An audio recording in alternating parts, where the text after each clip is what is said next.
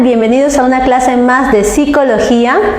Para los que se han conectado recién o me están conociendo, mi nombre es Erika Maita. Bien, vamos chicos a avanzar nuestro tema de psicología como ciencia, parte 2. Vamos a continuar con lo que ya habíamos manifestado en la clase anterior sobre la psicología como profesión y como ciencia. Bien, vamos a hablar hoy de los métodos y las técnicas que usa un psicólogo para poder estudiar al ser humano. Bien, primero chicos, el método de la observación. Bien, el método de la observación nos ayuda a describir. ¿Qué vamos a describir? El comportamiento. También podemos describir lo que ocurre en la mente de las personas. ¿Cómo? En ese caso, lo que tenemos que hacer es preguntarle a la persona qué es lo que está pasando en su mente. Bien, vamos a detallarlo entonces a continuación. Observación. Hay dos tipos, la observación extrospectiva y la observación introspectiva. La observación introspectiva es la que te digo que consiste en ver lo que está ocurriendo en la mente de alguien. Y eso lo sé porque le voy a preguntar a la persona qué es lo que está ocurriendo en su mente. Bien, recuerda que en la clase pasada hemos dicho que nosotros no podemos ver los productos mentales, pero sí podemos preguntarle a la persona qué está ocurriendo dentro de ella. Bien, entonces yo le puedo preguntar a alguien en este momento qué está pasando dentro de tu mente. ¿Estás pensando? ¿Estás recordando? ¿Estás deseando? ¿Estás imaginando? ¿Estás sintiendo? Y la persona empezará a describir lo que está ocurriéndole. Y nosotros como psicólogos anotamos esas manifestaciones. Si la persona me dice, en este momento yo siento alegría, entonces yo anotaré eso. Si la persona me dice, en este momento estoy recordando a mi familia, entonces yo anotaré eso. Bien. Ahora quizás tú me digas, pero de repente esa persona está mintiendo. ¿Cómo saber que lo que dice es verdad? Muy buena la pregunta. Cuando yo he tenido pacientes en el consultorio, yo les voy a hacer las preguntas respectivas. ¿Cómo te sientes? ¿En qué piensas? Cosas así. Y yo tengo que creerle lo que esa persona me está diciendo, porque tú te conoces, tú eres el más indicado para describir lo que está ocurriendo dentro de ti. Claro está que hay personas que poco se autoanalizan, hay personas que no saben describir con más claridad lo que está pasando en sus mentes. Por eso el psicólogo hará preguntas como que cruciales para llegar a ese conocimiento. Por ejemplo, si yo quiero saber cómo se siente emocionalmente la persona, no le voy a preguntar cómo está, porque esa pregunta no te da información relevante. ¿No has visto que la mayoría de personas cuando tú les dices cómo estás, te responden estoy bien? ¿Cierto? No es una respuesta como que sincera, o es una respuesta que sale muy mecánica, es lo primero que responden. Pero ¿qué pasa si yo hago esta pregunta? Mira, la voy a cambiar. Voy a preguntar ¿cómo te sientes? Al preguntarle cómo te sientes, la persona va a darse el trabajo de examinar lo que está ocurriendo aquí adentro. Lo va como que a pensar un ratito y te va a decir, en este momento yo siento tristeza. Y eso es lo que yo como psicóloga voy a anotar. ¿Te das cuenta? Y si estoy dudando de su respuesta, fácil. Voy a corroborarlo con su semblante, con su apariencia, con su conducta. Y ahí viene el otro tipo de observación. que es la extrospección. En la extrospección lo que yo hago es ver el comportamiento y el aspecto físico. Entonces, si la persona me ha respondido que se siente triste, yo rápido voy y observo su cara, sus manos, su cuerpo en general. Y veo que sí, hay una lagrimita que quiere salir de los ojos, veo que suspira, veo que la postura está encorvada. Entonces puedo decir, este paciente, esta persona me está diciendo la verdad. Me está revelando su mundo interno y yo lo puedo validar con su comportamiento. Bien, así que chicos, ahí tienes los dos tipos de observación. La extrospectiva, que ha sido, mira, apunta eso, lo voy a escribir acá.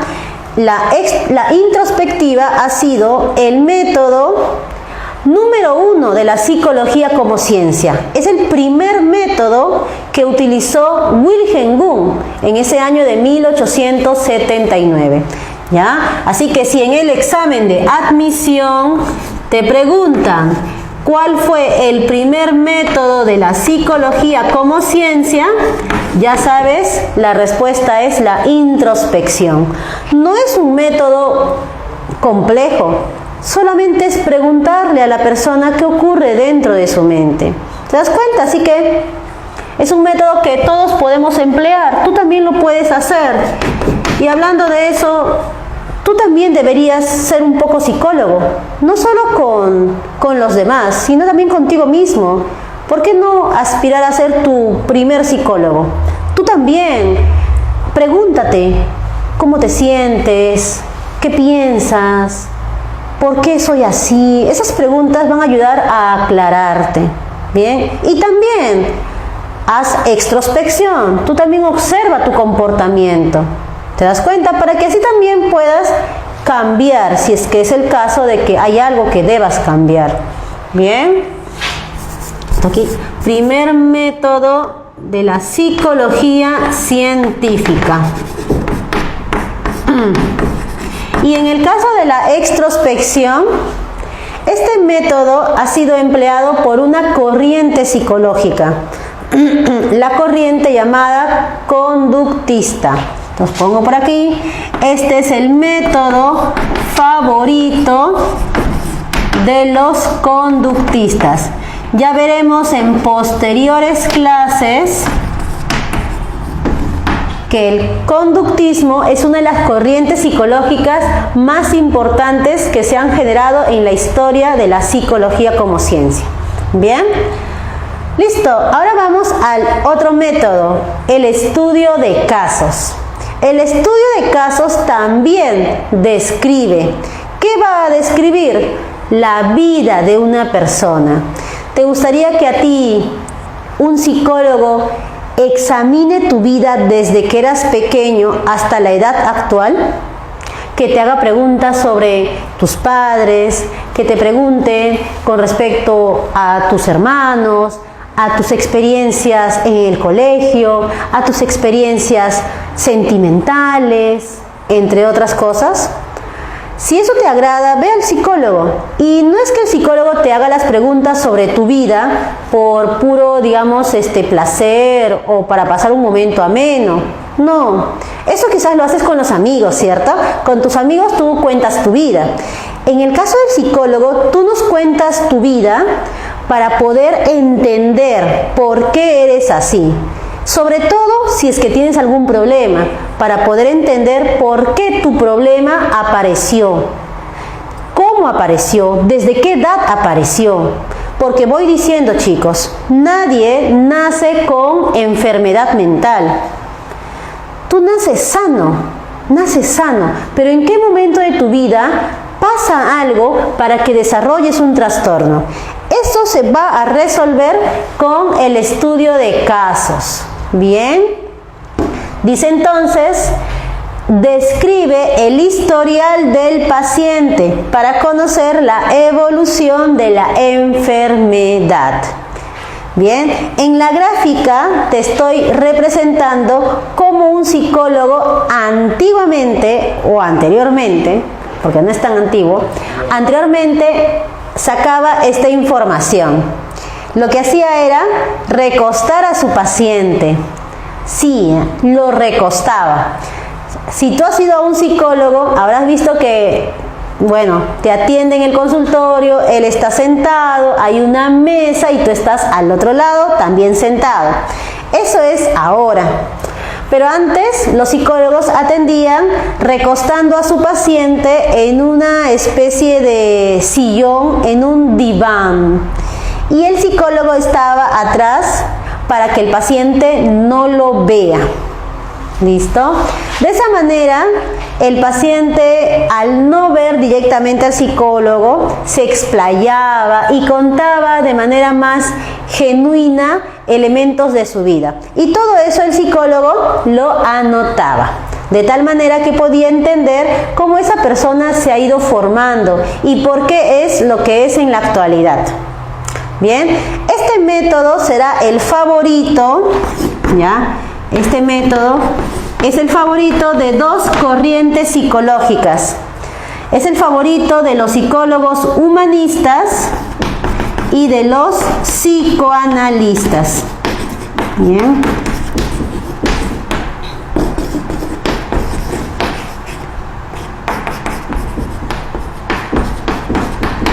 Ya, del humanismo y del psicoanálisis. Bien. Bien. Ahora vamos con el método genético. En el método genético también vamos a describir, pero vamos a describir la evolución por edad. Bien, la evolución del niño, cómo se convierte en adolescente, cómo de adolescente se convierte en adulto y cómo de adulto se convierte en anciano. No a una evolución física, no. El psicólogo no va a querer conocer cómo aumentaste de talla, cómo aumentaste de peso. Eso no es relevante para nosotros. Lo que queremos conocer es la evolución de tu personalidad. Por ejemplo, ¿cómo eras tú cuando eras un niño? ¿Eras un niño alegre? ¿Eras un niño tímido? ¿Cómo eras? ¿Y cómo eres ahora? De repente de niño eras un niño alegre.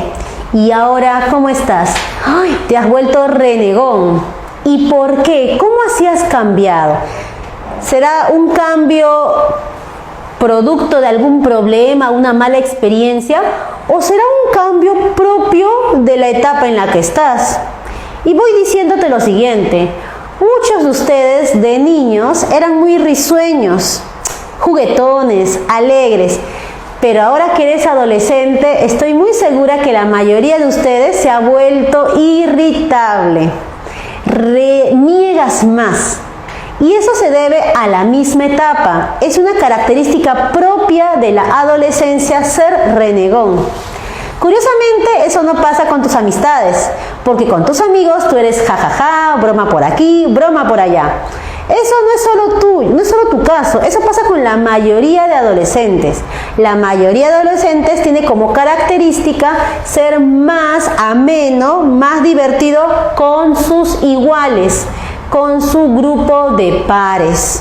Bien, así que chicos, sería interesante para que tú te puedas conocer más el poder tener información sobre este método, el método genético, el cual se divide en dos. Hay dos métodos genéticos. Tenemos el método genético longitudinal, el cual estudia a una persona, escoge a una persona para investigarla desde que nace hasta que se hace mayor. Ese fue el caso del psicólogo Jean Piaget. Este psicólogo no dudó en investigar a sus hijos desde que nacieron hasta que fueron adolescentes. ¿Él qué hacía? Describía cómo sus hijos iban evolucionando su forma de pensar. Y gracias a esa investigación, él elaboró una teoría llamada la teoría psicogenética o también llamada epistemología genética del desarrollo cognitivo. Es una teoría súper interesante que lo vamos a ver de acá a unas clases donde vas a conocer cómo piensan los niños, cómo piensan los adolescentes. Y eso lo pudo descubrir, repito, el psicólogo Jean Piaget, pero tuvo que dedicar mínimo 15 años de su vida investigando a sus propios hijos para llegar a esa teoría. Bien, así que en el caso de él utilizó un método longitudinal.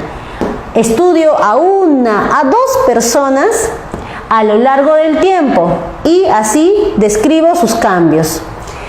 En el otro caso tenemos el método transversal. Acá lo que voy a hacer es reunir a personas de diferentes edades. Bien. Por ejemplo, voy a reunir a personas que tienen 5 años, a personas que tienen 16 años y a personas que tienen 20 años. 20 años, ya está. Los reúno y voy a preguntar sobre su forma de pensar. Es un ejemplo. Voy a preguntarles a los niños de 5, a los adolescentes de 16, a los chicos de 20, cómo es su forma de pensar. Los de 5 años van a demostrar tener un pensamiento más fantasioso. Los de 16 años, un pensamiento como que más racional, más lógico. Y los de 20 años van a tener un pensamiento lógico, pero también mucho más analítico. Entonces, rápidamente me estoy percatando de la diferencia psicológica que hay en cada grupo etario. Lo hice no tomando 15 años de mi vida en investigar eso, no, sino haciendo una reunión con personas de diferentes edades. Esto es más práctico, como te darás cuenta. En poco tiempo recolecto información. Bien, esa es una ventaja del método transversal. Listo, como te das cuenta entonces, este método será muy empleado por una psicología teórica que vimos en la clase pasada, la psicología evolutiva. Bien, entonces aquí coloco, este método es usado por la psicología evolutiva. Bien.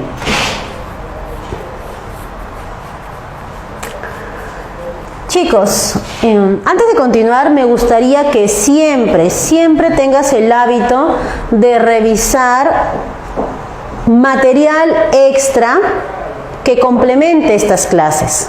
Bien, ¿a qué me refiero? Revisa un libro.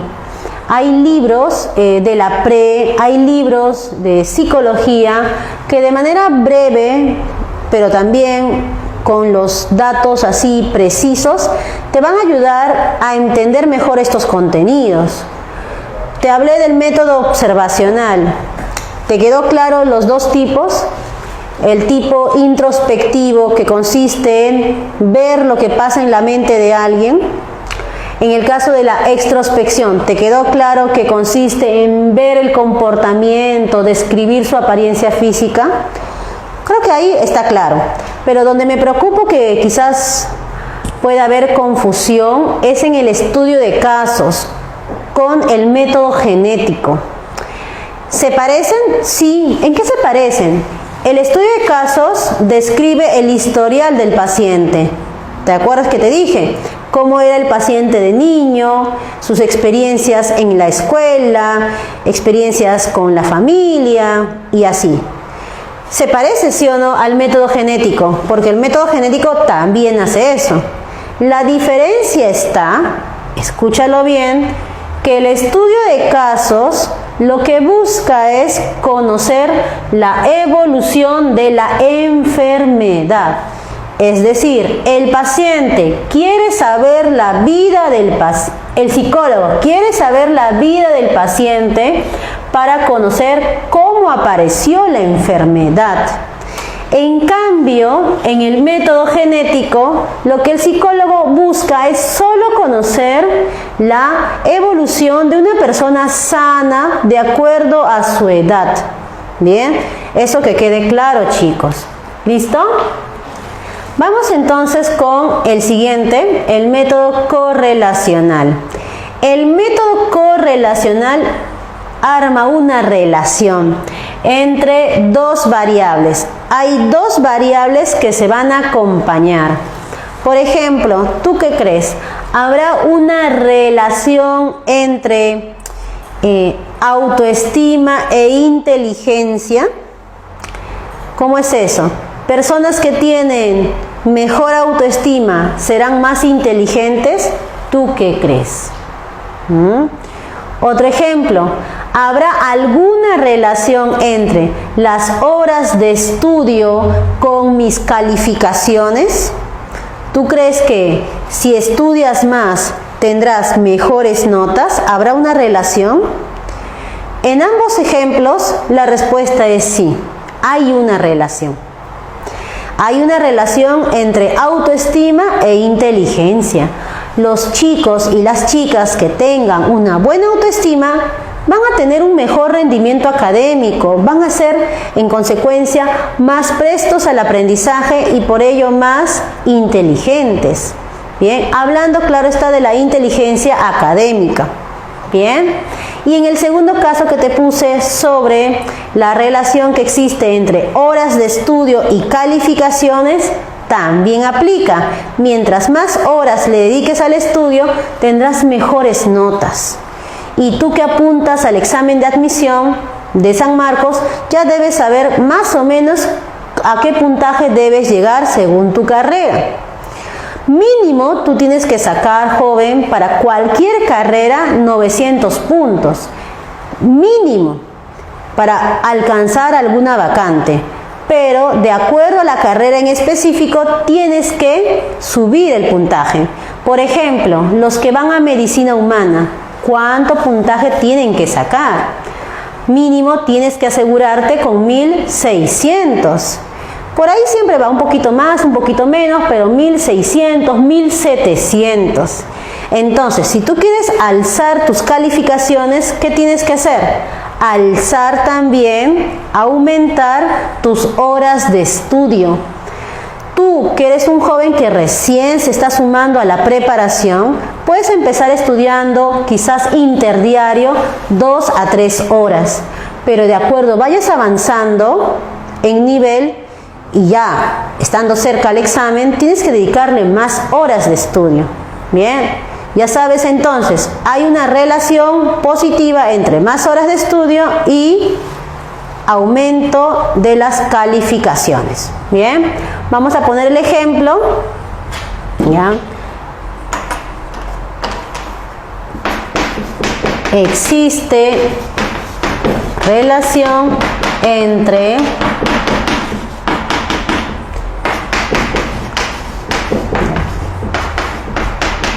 horas de estudio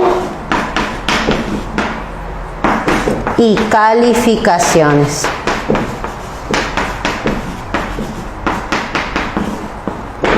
Bien.